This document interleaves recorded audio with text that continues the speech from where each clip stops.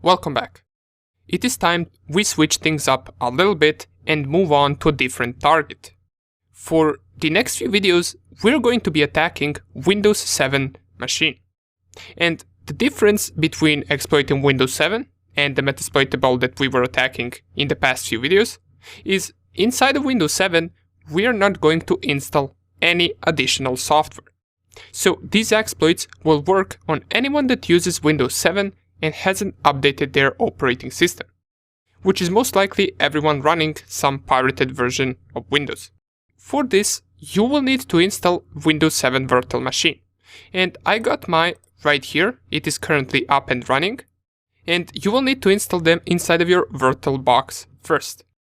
You can take a look at YouTube how you can download Windows 7 ISO file, since the ISO file is something that you will need for the installation of VirtualBox Windows machine. And if you can, try to download the 64-bit version of Windows 7. Once you get the ISO file, the installation process is rather easy. Just go to the VirtualBox, then click on New right here. You can type in anything you want, you can call it Windows 7. You can select right here which version you got, either 32-bit or 64-bit. And once you select it, click on Next. Let me just see right here, cannot create, this folder already exists. Yeah, this folder already exists because I have already created the Windows 7 machine. But if I call it, for example, Windows 77, just so I can change the name of the virtual machine, click on Next. Here what you want to do is you want to add at least 2 GB of RAM. Now, in case you don't have 2 GB of RAM, feel free to add 1 GB, but in that case I'm not sure whether it will work, since I haven't really tried it. Once you create the virtual machine and set the RAM, you can click on Next. Right here select Create a Virtual Hard Disk Now. Click on Next, Next, Next. Here you can select the hard disk size. You don't need to go too much, you can just choose something like 20 to 30 GB, click on Create, and your virtual machine will be right here. Once you do all of that, there are just a few more settings that you need to set up. So just go right here onto the settings. And in the storage, you want to delete this empty right here. And under the controller, you want to add the Windows ISO file.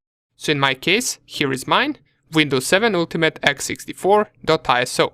I would choose that one, and then I would proceed to the network settings and change from the NAT to the bridged adapter. Select your adapter right here and click on Create. After you do all of this, you can start your process of installing Windows 7. And the process is rather easy, as I already mentioned. However, there is one important step that we need to pay attention to. And I got the screenshot of that step right here on my desktop.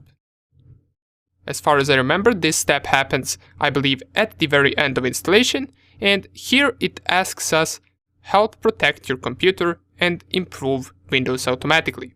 Here we want to select the last option, which is Ask Me Later. It says for that option, until you decide your computer might be vulnerable to security threats. And by selecting this, we're simulating a vulnerable Windows 7 machine that wasn't regularly updated. Once you do all of this, you should be ready to go. The other steps of installation are not important, just remember, once you get to this step, select Ask Me Later. Okay, so right now I got both of these machines up and running. I got Kali Linux and Windows 7. And if I go to my VirtualBox right here, and besides this Windows 77 machine right here that I created right now, so I will just delete it since I don't really need 2 Windows 7 machines. Besides it, you will see I got these 2 Windows 7 machines. So I got Windows 7 32-bit and Windows 7 64-bit. And both are installed with a different ISO file. And the reason why I got 2 of them is just to show you that sometimes some of the exploits won't work. And that doesn't mean you didn't perform the exploit correctly. It's just that sometimes they just don't work. Whether it is due to architecture or some Windows update, it doesn't matter. Just you will see that, for example, some of the exploits will work on this version of Windows 7, but on this one, it will not work. Now, there is also one thing that we must do on the target machine before we actually attack it. So once you install Windows 7 and you have it up and running, go to it, and from the desktop you want to type Control Panel. And in the Control Panel, we want to disable the firewall. The reason we do that is because the attack that we're going to perform targets port 445, which is by default open on Windows machines. However, it is also by default being filtered by a firewall that is automatically on every time you install a Windows machine. So for our exploits to work, target has to have that port unfiltered by the firewall for us to be able to exploit it. In companies and larger networks, that usually is the case. This port will be open and unfiltered. Why? Well, because it is SMB protocol or server message block protocol. It is used in network file sharing, and it allows applications on a computer to read and write to files and to request services from server programs in a computer network. It is basically used for different directory access or for printer access or something similar. That's why it is usually open inside companies without any firewall whatsoever. Let me show you what I mean. If I go right here and under the System and Security, I click on Windows Firewall. I already have it disabled, but by default you should have it like this. So you should have firewall up and running.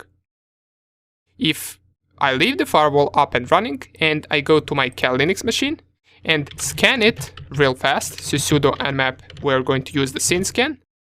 In order for this to work, I need to know the IP address of my Windows 7 machine, so I will just type ipconfig inside of the command prompt and it will tell me it is 192.168.1.8.